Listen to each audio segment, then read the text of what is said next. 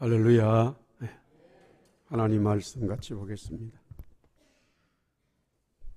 예레미야 20장 1절에서 13절 말씀입니다.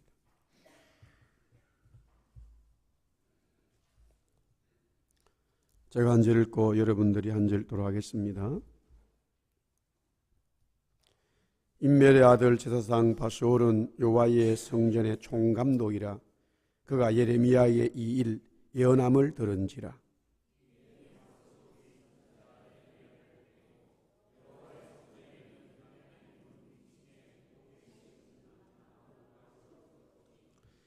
다음 날 바스올이 예레미야를 목에 씌우는 나무 고랑에서 풀어주매 예레미야가 그에게 이르되 여호와께서 내 이름을 바스홀이라 아니하시고 미고밀사빗이라 하시느니라.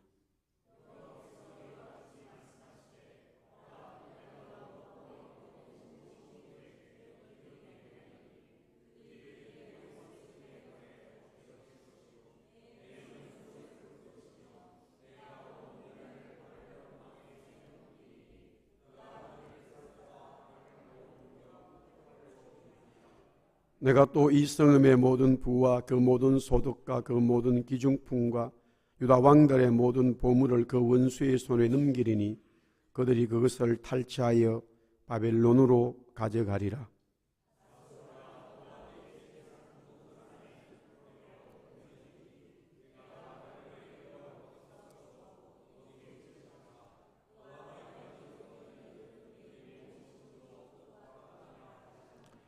여호와여 주께서 나를 긍휼하심으로 내가 그 긍휼을 받았사오며 주께서 나보다 강하사 이기셨으므로 내가 조롱거리가 되니 사람마다 종일토록 나를 조롱하나이다.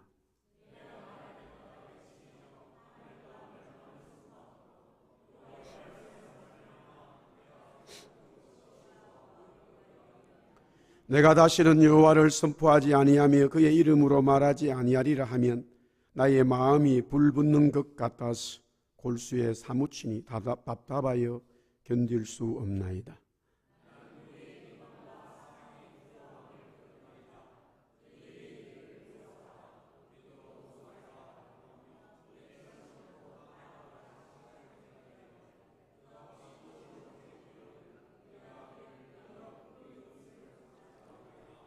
그러하오나 여호와는 두려운 용사 같으시며 나와 함께 하심으로 나를 박해하는 자들이 넘어지고 이기지 못할 것이오며 그들은 지혜롭게 행하지 못함으로 큰 치욕을 당하오리니 그 치욕은 길이 있지 못할 것이니이다.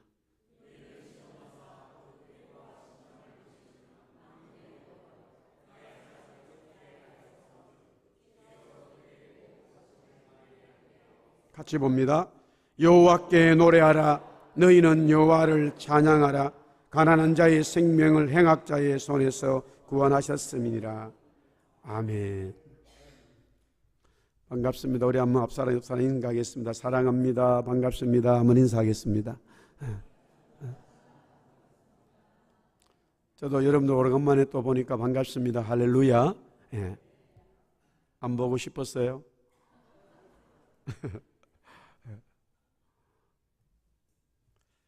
오늘은 종교개혁주일입니다. 500년 됐어요. 1517년 10월 31일 날 마르틴 루터에 의해서 종교개혁이 시작되었습니다. 16세기는 교회 역사의 암흑기입니다. 그 이유는 돈이 많아서 사람들의 삶이 풍부하게 되었는데 자연히 지도자들의 생활도 물질로 인해 권력과 사치에 빠지게 됩니다.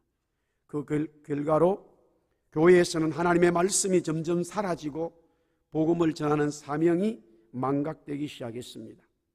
이런 일들의 모습에서 교회가 하나님 말씀에 중심을 두지 않고 인본주의적인 사고에서 비롯된 대표적인 것이 있다면 베드로 성당을 건축함에 있어서 엄청난 건축 기금을 마련하기 위해 면죄부 판매를 실시하게 됩니다.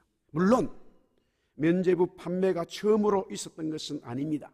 이미 십자군 전쟁 때에도 있었고 계속적으로 그 일이 진행되어 왔습니다마는 특별히 베드로 성당을 건축함에 있어서 면죄부 판매가 아주 이제 가장 강한 어떤 인상이 되는 거지요.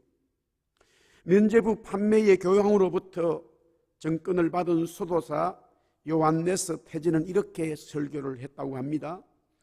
면죄부는 하나님의 가장 고귀하고 소중한 선물입니다. 오시라.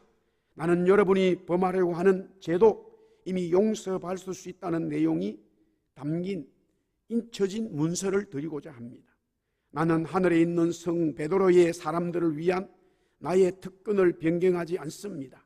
왜냐하면 내가 가진 면죄부로 사도가 설교를 통해 구원한 영혼보다 더 많은 영혼들을 구원했기 때문입니다. 이 면죄부가 사하지 못할 큰 죄는 없습니다. 그러나 이보다 더 놀라운 사실은 이 면죄부는 산자의 죄를 사할 뿐만이 아니라 죽은 자의 죄도 사할 수 있다는 것입니다. 제사장이며 귀족이여 성인이여 아내여 청년이여 처녀들이여 여러분은 여러분의 부모와 친구들이 지금 저 무적행 바닥에서 애타게 울고 죽고 있는 소리를 듣지 못합니까? 우리가 너희를 낳고 양육하고 재산까지 남겨주었는데 너희는 어찌 그리 잔인하고 인색해서 작은 돈을 내어 우리를 건져내려고 하겠느냐? 여러분은 지금 여러분의 부모를 구원할 수 있습니다. 여러분의 동전이 부모를 구해낼 수 있습니다. 동전이 갯속에 떨어지는 소리와 함께 그들의 영혼이 연옥에서 벗어납니다. 여러분은 저들의 영혼을 낙원으로 인도하기를 원치 않습니까? 이렇게 설교한 거예요. 이때에 독일 비덴베르크 교회의 사제였던 루터는 이런 영적 거짓 속임수의 설교에 항거하기 시작했습니다. 95개 조의 항의문을 비덴베르크 성당에 붙임으로 종교개혁에 불을 붙였는데요. 루터에 의해 촉발된 종교개혁은 로마 교회의 비성경적인 교리와 가르침에 저항하며 성경으로 돌아갈 것을 촉구했습니다. 종교개혁의 핵심은 하나님의 교회가 타락한 것에 대해서 성경으로 말씀으로 돌아가냐는 것이었습니다. 가장 중심의 핵심은 하나님의 말씀으로 돌아가자는 거예요. 우리 한번 따라합시다. 하나님의 말씀으로 돌아가자. 우리 빌라델피아가 하나님의 영광이 되는 것은 하나님의 말씀으로 돌아오는 거예요. 하나님의 말씀이 중심될 때 교회는 살게 되어져 있습니다. 오늘 저와 여러분들이 나누고자 하는 말씀은 하나님이 나와 함께 하신다. 하나님이 우리와 함께 하신다. 하나님이 우리 교회와 함께 하신다는 주제예요. 우리 한번 따라합시다. 하나님이 우리와 함께 하신다. 오늘 11절 말씀에 보니까 여호와께서 하나님께서 예레미야와 함께 하신다라고 말하고 있어요.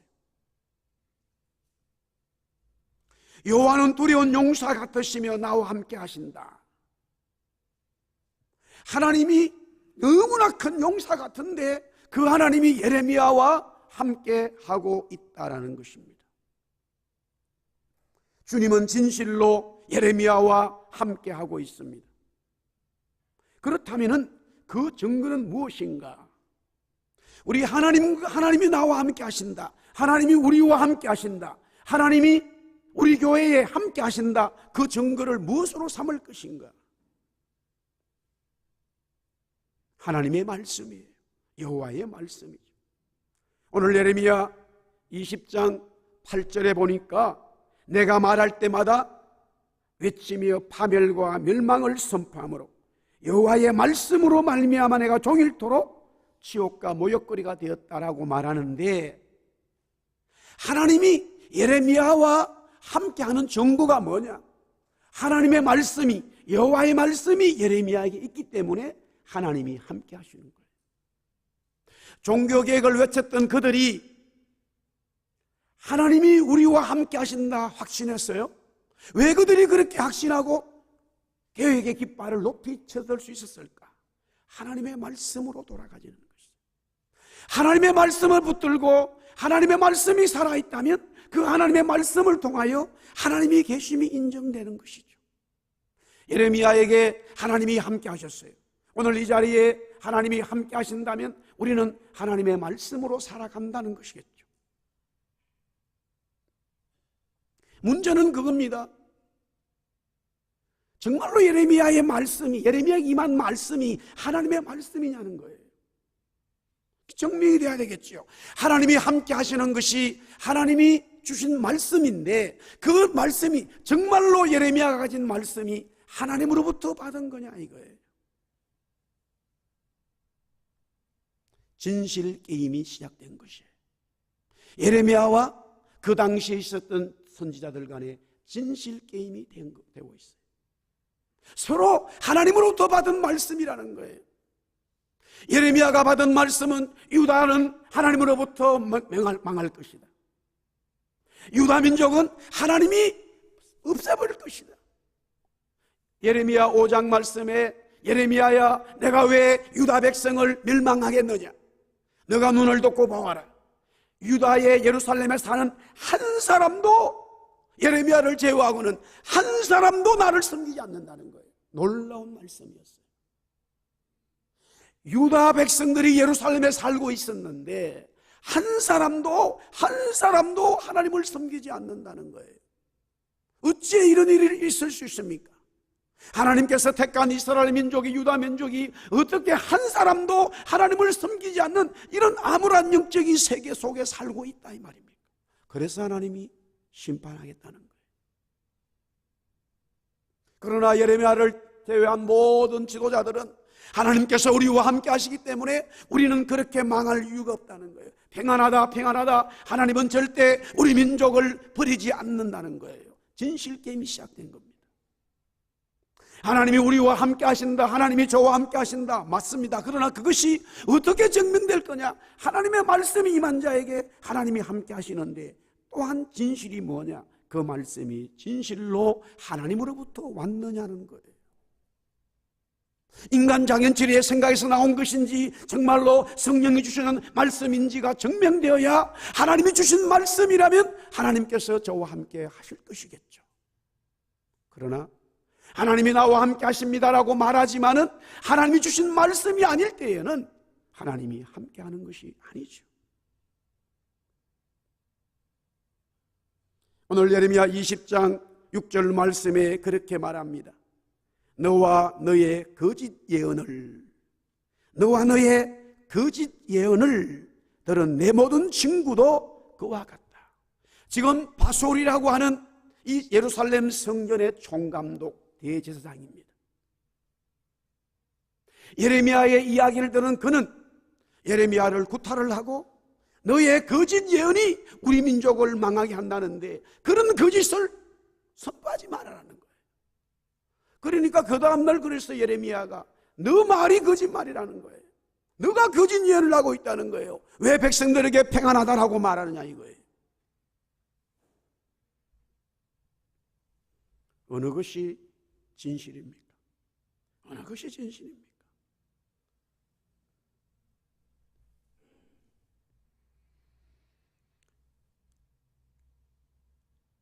오늘 20장 4절에 보니까 여호와께서 이와 같이 말씀하시되, 여호와께서 이와 같이 말씀하시되, 여호와께서 예레미야에게 말씀을 주셨습니다. 예레미야에게 임한 말씀이 진실된 말씀입니다. 그러나 그 진실된 말씀의 내용이 뭐냐? 오늘 보니까 유다 백성은 파멸과 멸망을 당하게 되어 있다는 거예요. 하나님이 나와 함께 하신다, 하나님이 우리 교회와 함께 하신다라는 것은 하나님의 말씀이 중심이 되어야 된다는 것이에요. 그 말씀이 어떤 말씀이든 관계없이 하나님이 주신 말씀이 진리이기 때문에 그렇습니다. 종교개혁자들이 높이 깃발을 들은 것은 하나님이 주신 교회에 하나님의 말씀이 중심이 아니라 인간의 생각과 물질이 중심이 되어졌기 때문에 그들은 깃발을 들었는데, 그와 같은 엄청난 교회의 힘과 권력 속에서 아무것도 아닌 루터, 아무것도 아닌 칼빈이 어떻게 깃발을 높이 들 수 있었을까? 그들의 속에는 하나님의 말씀을 붙드는 자에게, 하나님의 말씀을 붙드는 자에게 하나님이 함께 하신다라는 것을 믿었어요. 아무리 교회가 정말로 부흥되지 않고 힘들어도 그 교회가 날마다 시간마다 하나님의 말씀을 붙들고 있다면 그 교회는 언젠가는 승리하게 돼 있다 이 말이에요. 그래서 믿음이 필요한 것이고 영의 세계를 볼 수 있어야 되는 것이죠. 요한복음 15장 7절에 주님이 이렇게 말했습니다. 너희가 내 안에 거하고 내 말이 너희 안에 거하면 무엇이든지 원하는 대로 구하라. 그리하면 이루리라. 우리가 주님 안에 거하고 주님이 내 안에 거하고 있습니다. 어떻게 주님이 나와 함께 하시느냐? 주님의 말씀을 가지고 있는 자예요. 주님의 말씀을 가지고 있는 자가 주님 안에 거하는 것이고 주님이 나와 함께 하신다라고 주님 말씀하고 있어요. 할렐루야.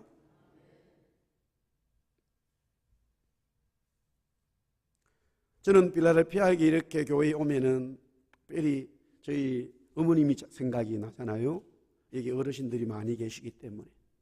제가 지난번에 자주 와서 말씀 전할 때는 저희 어머니가 막내 아들 목사니까, 이민교회 목사니까 어떻게든 복 받으라고 새벽 4시면은 하루도 빠지지 않고 교회에 갑니다. 제1길 가서 정리하고 기도하는 거예요.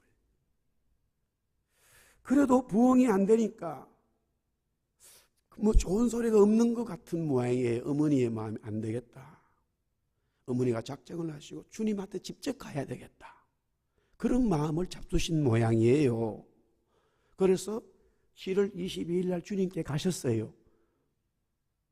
이해하셨어요? 무슨 말인지? 교회에서 기도하니까 아들의 응답이 좀 덜 되는 모양이라 직접 만나서 얘기하겠다고 가셔버렸어.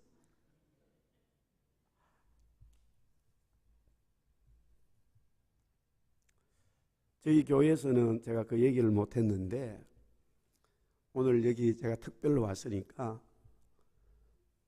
장례하러 갔습니다. 갈 때 전화 받고 어머니가 살아계시는데 이미 의사는 왜 아직까지 살아계시는지 모르겠다 이거죠. 그래서 전화 받는 그날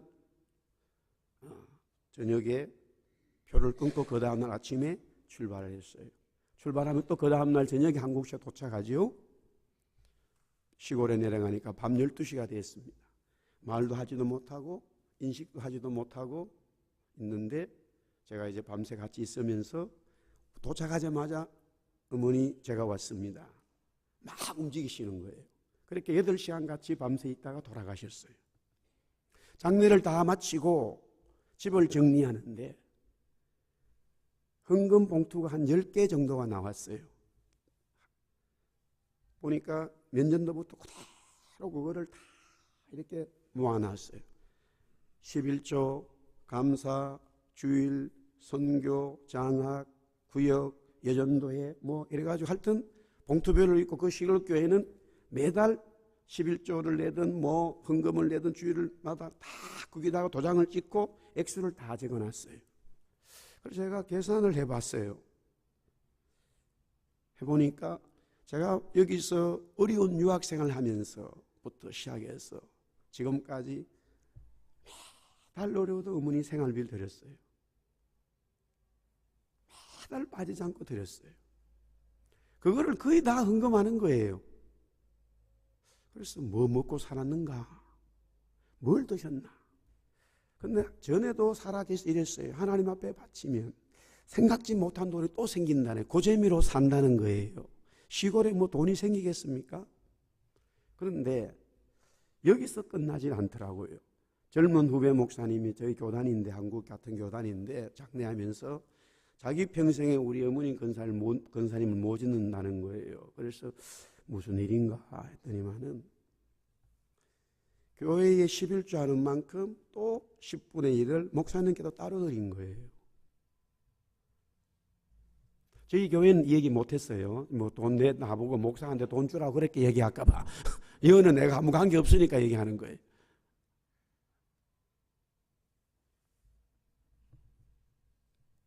그리고 매일매일 하나님의 말씀을 읽었어요.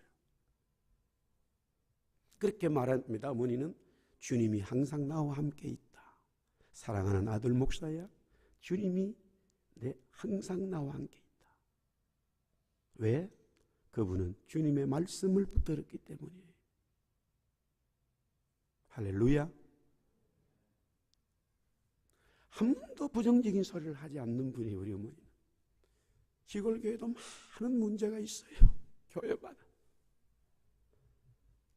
부정적인 소리를 하지 않아요. 하나님의 말씀이 있는 자에게, 하나님의 말씀이 있는 자에게 하나님은 함께 하시는 것이죠. 믿으시면 아멘.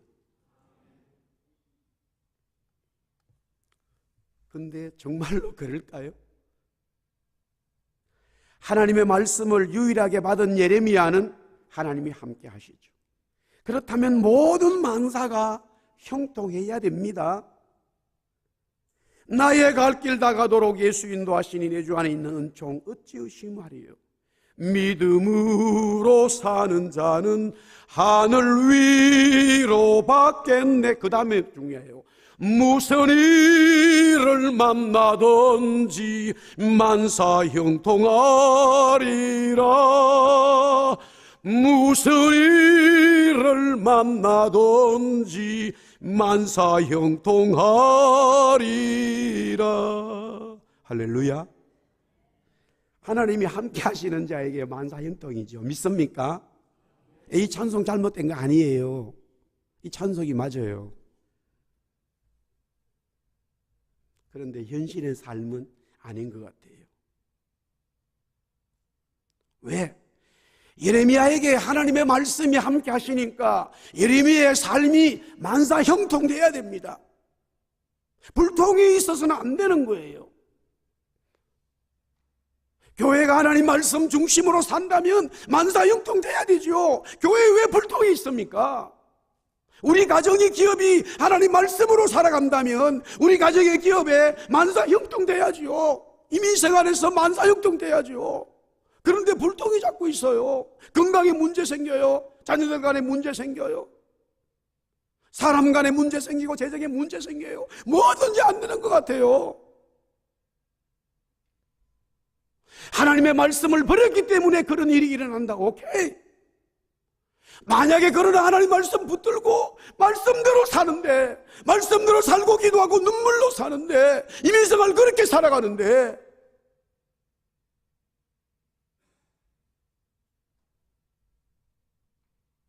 오늘 20장 1절에서 2절에 보니까 기가 막힌 일이 일어납니다. 총감독 대제사장인 바솔이 그 성전뜰에서 예레미야를 두드려 패버립니다. 그게 끝난 것이 아닙니다. 목에 씌우는 나무고랑으로 채워서 가두어 버렸습니다. 하나님은 예레미야야, 너가 내 말을 유다 민족에게 전해야 할 것이다. 예, 주님 전하지요. 그런데 조건이 있다. 뭐예요? 너 결혼하지 마.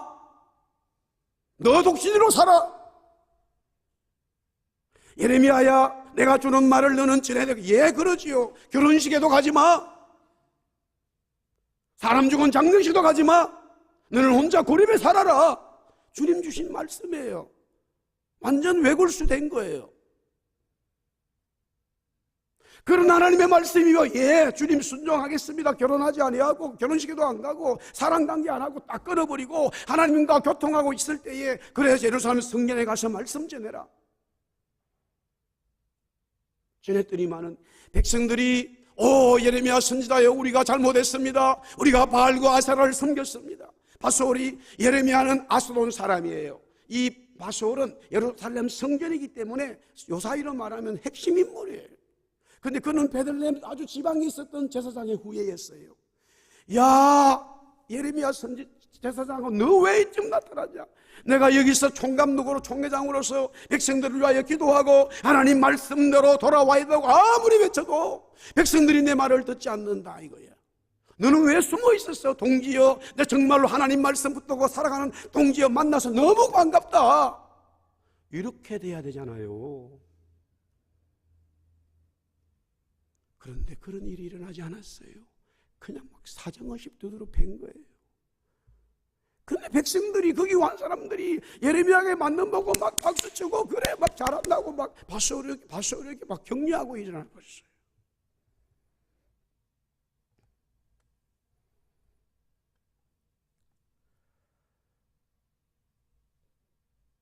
(20장 7절에는) 조롱거리가 되었다고 합니다.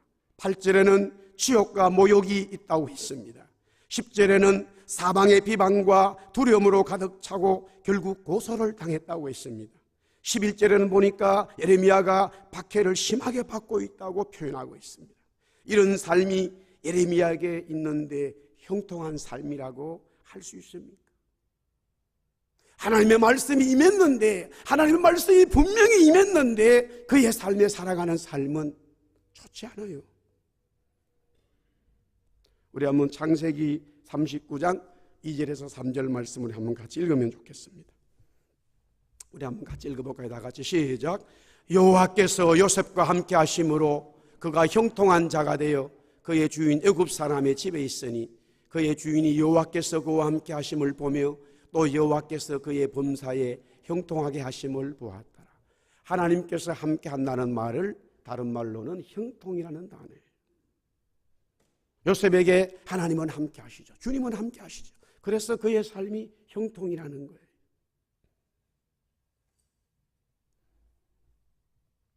성경은 그렇게 설명합니다마는 요셉 삶은 형통 아니에요. 노예로 팔렸어요. 죄수가 됐어요. 감방에서요, 교도소에서 총무 맞는 거 한다 해서 그거 대단한 거 아니에요. 맥도날드 사 먹을 수 없어요. 밖에 나올 수 없습니다. 혹시 이 자리에 계신 분들 중에 교도 생활 해본 분 있어요? 한국에서 범죄자였어요? 거기서 총무해봤어요? 그게 형통한 삶이에요? 말도 안 되는 소리예요. 이거는. 우리가 성경을 잘 봐야 됩니다. 그런데 39장에 저기서 끝난 게 아니라 계속적으로 39장에 형통이라는 말이 계속 나옵니다. 한번 따라합시다. 하나님이 요셉과 함께 하심으로 형통했다. 여러분들이 요셉과라는 말을 따른 소원 자신이라고 생각하면 돼요. 시편 23편 4절에 다윗이 고백하죠. 내가 사망의 음침한 골짜기로 다닐지라도 해를 두려워하지 않을 것은 주께서 나와 함께 하심이라. 주의 지팡이와 막대기가 나를 안위합니다. 여기도 주님이 나와 함께 한다는 거예요. 다윗과 함께 하지요. 그러나 주님과 다윗이 함께 하는 것, 그것을 성경은 뭐라고 그러냐면은 형통이라는 거예요. 주님이 나와 함께 하시는 것을 성경은 형통이라고 말하는 거예요. 그러나 사망의 음침한 골짜기로 다녔죠.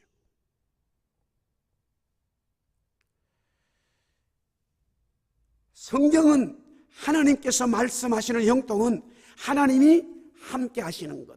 장현철 목사에게 함께 한다면 장현철 목사는 형통한 사람이에요. 그런데 우리들은 형통을 어떻게 이야기하느냐 하면 우리의 삶에 일어난 현상을 가지고 판단하는 거예요. 이 차이입니다. 우리 삶이 잘 되면 하나님으로부터 형통하다고 말하고, 우리의 삶에 문제가 생기면 하나님으로부터 불통되었다라고 말하는 거예요. 관점이 달랐다는 거예요.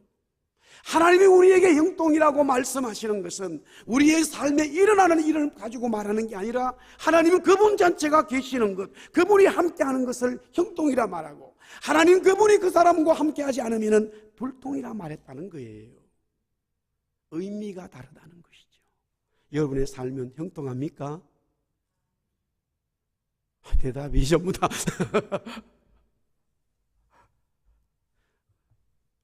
할렐루야. 저는 형통한 삶을 살고 있습니다.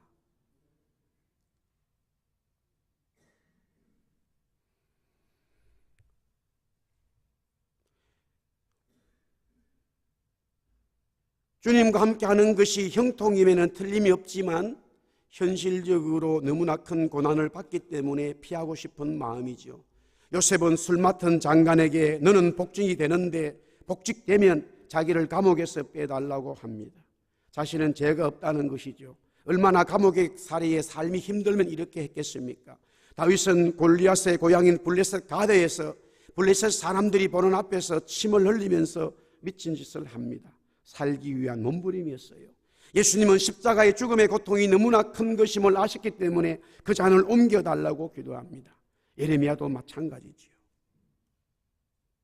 오늘 특별히 우리 한번 7절 말씀, 본문 7절입니다. 이 단어를 굉장히 중요한데 우리 한번 같이 보면 좋겠어요. 예레미야 20장 7절입니다. 다 같이 시작. 여호와여 주께서 나를 근유하심으로 내가 그 근유를 받았사오며 주께서 나보다 강하사 이기셨으므로 내가 조롱거리가 되니 사람마다 종일토록 나를 조롱하나이다. 다른 말은 다 단어가 이해됩니다만 여러분들 근유라는 단어가 뭔지 아십니까? 우리말 성경은 조금 이걸 많이 이렇게 좀 돌렸습니다. 그러나 영어 성경들은 아주 간단, 물론 히브리 말도 아주 분명하게 말하고 있습니다. 파타라고 하는 말인데 여러분들 영어 성경 보시면 이 말인가 싶습니다. 무슨 말입니까? 속이다라는 거예요. deceive라는 말이에요. You deceived me. I was deceived 했다는 말이에요. 하나님이 나를 속였고 나는 하나님부터 속임을 당했다는 거예요. 이 단어는 유혹이라는 단어예요. 마귀에게 쓰는 말이에요. 우리말은 너무 좀 점잖게 했어요. 여호와께서 나를 속였다. 내가 그 속임을 받았다. 이렇게 말하면 오해하고 싶어서 근유라는 단어를 썼는데 히브리 말은 속인다는 말이에요.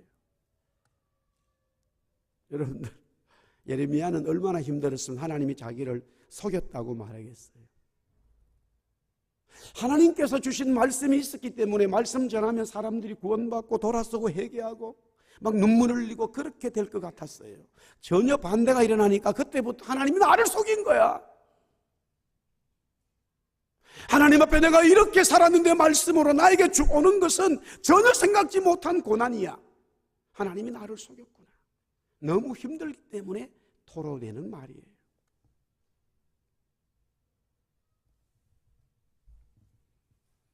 다시 말씀드립니다. 성경에서는 하나님이 함께 하시는 것을 형통이라 말하고 그 형통은 하나님의 말씀 때문에 일어나는 것인데 결과론적으로 우리는 너무 시간을 빨리 그 시간에서 빨리 답을 얻으려고 하는 거죠. 요셉은 수십 년 뒤에 총리가 됐어요. 다윗은 수십 년 뒤에 도망다니다가 왕이 됐어요. 예수님은 십자가에 죽으셨지만 결국 승리하셔서 만왕의 왕으로 계십니다. 할렐루야. 예레미야 또한 마찬가지죠. 결혼도 못하고 고립된 삶을 살다가 복음을 전하면서 두드러 맞게 되어지고 감옥에 가게 되고 흙구덩이에 빠지게 되고 이런 여러 고난들이 있었지만 그렇게 말합니다. 예레미야야 나는 너와 함께한다. 예레미야야 나는 너와 함께한다. 사랑하는 성도들아 나는 너와 함께한다. 주님 말씀하고 계신 거예요. 순간적으로 하나님이 나를 속였구나, 하나님이 나에게 은혜를 주시지 않는구나, 하나님의 말씀이 아닌가, 이런 어떤 의심과 어떤 불만과 어떤 여러 가지 믿음의 약함도 있을 수 있지만 그러나 본질적으로 하나님께서 저와 여러분들에게 예레미야에게 주신 말씀이 진실된 말씀이고 우리가 그 말씀을 붙들었다면 우리는 형통의 삶을 살고 있는 거예요. 그것이 현재의 고난의 삶이 있다 하더라도. 할렐루야. 결국 하나님은 예레미야를 높이셨습니다.